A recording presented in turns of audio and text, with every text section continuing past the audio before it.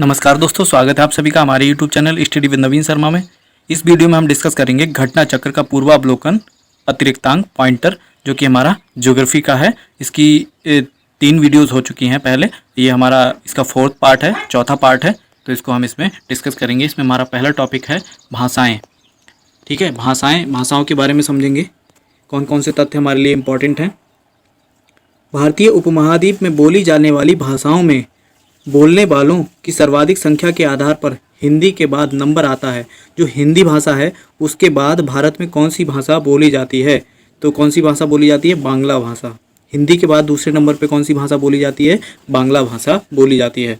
इसके बाद अगला फैक्ट है हमारा, औष्ठिक समूह की भाषा है। औष्ठिक समूह की भाषा कौन सी है? तो खासी भाषा। ठीक है, जो हमारी जनजाति है खासी, गारो, खासी और जयंतिया, उनकी खासी भाषा ये हमारी कैसी है? औष्ठिक समूह की भाषा है। अगला फैक्ट है हमारा, भारत का सबसे बड़ा भाषाई समूह है। भारत का सबसे बड़ा भाषाई समूह कौन सा है? Indo Aryan. इंडो आर्यन जो समूह है भारत का सबसे बड़ा भाषाई समूह है। इसके बाद अगला जो फैक्ट है हमारा, ये नीचे एक मानचित्र दे रखा है। नीचे दिए गए मानचित्र पर विचार कीजिए और इस पे विचार करना है। उत्तर प्रदेश का ये इसमें जो मैप दे रखा है, इसमें ABCD दर्शाए गए हैं। तो ABCD द्वारा अंकित क्षेत्र में मुख्यतः बोली जाने वाली भाषाएं हैं। ठीक है, ए क्षेत्र में कौन सी बोली जाती है, बी में कौन सी और सी में कौन सी, ये बताना है। तो जो हमारी ए क्षेत्र में बोली जाने वाली भाषाएं हैं वो कौन सी हैं? ब्रज भाषा। ठीक है, ये जो ए क्षेत्र है हमारा, ये वाला, इसमें बोली जाती है हमारी ब्रज भाषा। उसके बाद जो बी क्षेत्र है हमारा, उसमें कौन सी? अवधी भाषा। और सी क्षेत्र है उसमें भोजपुरी, और डी क्षेत्र में इधर मैथिली भाषा बोली जाती है। ठीक है, तो ए क्षेत्र में हमारी ब्रज भाषा, उसके बाद बी क्षेत्र में हमारी अवधी भाषा, सी क्षेत्र में भोजपुरी भाषा और डी क्षेत्र में मैथिली भाषा बोली जाती है। अगला फैक्ट है हमारा, अगला जो टॉपिक है अपवाह तंत्र, और इसमें पहले हम सबसे पहले गंगा नदी तंत्र के बारे में समझेंगे। इसमें हमारा पहला जो फैक्ट है, गंगा नदी उदाहरण है। तो ये किसका उदाहरण है? पूर्ववर्ती अपवाह का। गंगा नदी किसका उदाहरण है? पूर्ववर्ती अपवाह का उदाहरण है गंगा नदी। इसके बाद अगला जो फैक्ट है हमारा, बांग्लादेश में गंगा नदी को पुकारा जाता है किस नाम से? पद्मा नाम से पुकारा जाता है बांग्लादेश में गंगा नदी को। इसके बाद अगला जो फैक्ट है हमारा, सुंदरवन डेल्टा का निर्माण करने वाली नदियां हैं। सुंदरवन डेल्टा का निर्माण करने वाली नदियां कौन सी हैं? तो गंगा नदी, गंगा और ब्रह्मपुत्र जो नदियाँ हैं वो सुंदरवन डेल्टा का निर्माण करने वाली नदियाँ हैं। इसके बाद अगला फैक्ट है हमारा, कथन दे रखा है, गंगा बहुत ही प्रदूषित नदी है। कथन दे रखा है, कारण जो नदी जितनी पवित्र होती है वह उतनी ही अधिक प्रदूषित होती है। तो ये जो कथन दे रखा है ये तो सही है, और ये कारण जो दे रखा है, जो नदी जितनी पवित्र होती है उतनी ही प्रदूषित होती है, ये कारण सही नहीं दे रखा है। तो ये कैसा है हमारा, जो आर है कारण है वो गलत होगा।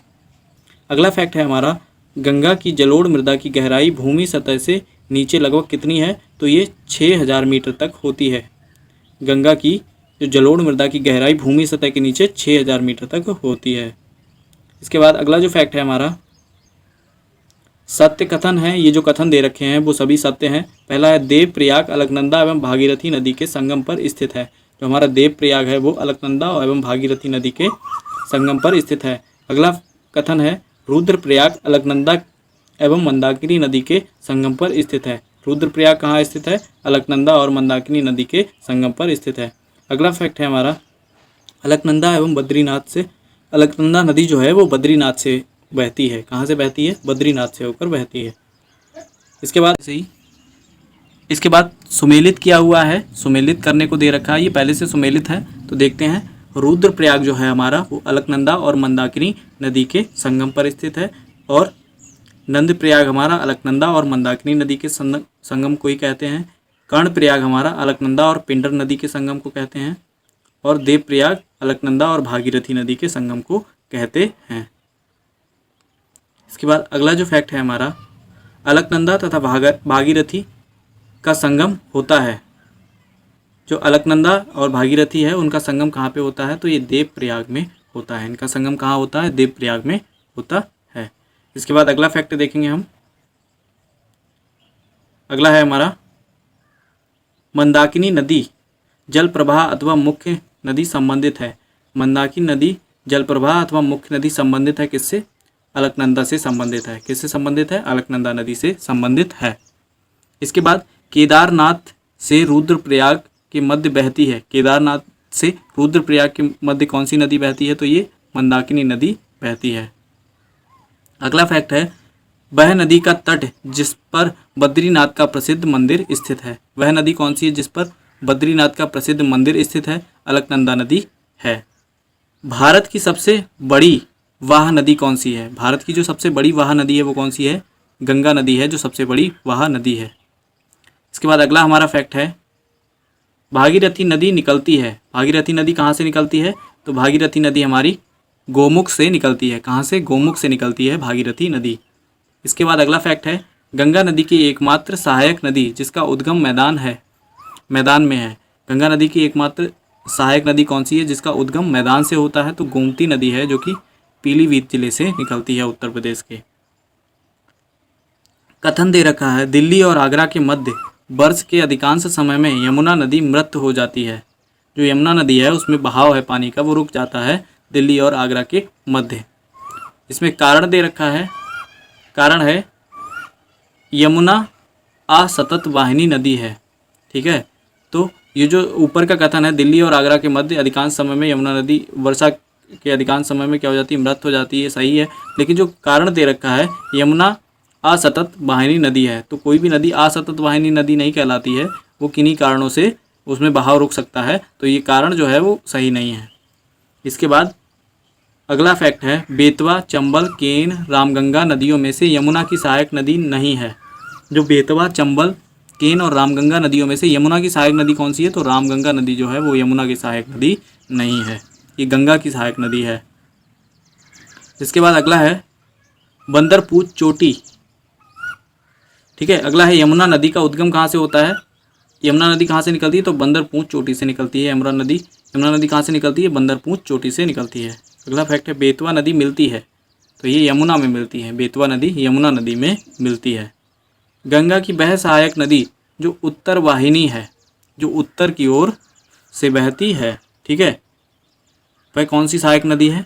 तो ये सोन नदी है, जो वो उत्तर वाहिनी है, उत्तर की ओर बहती है, सोन नदी। ठीक है, गंगा नदी के बाएं से नहीं मिलती है। कौन सी नदी है जो बाएं से नहीं मिलती है? बायां क्या होता है? किसी भी नदी का बायां दायां कैसे पता करते हैं?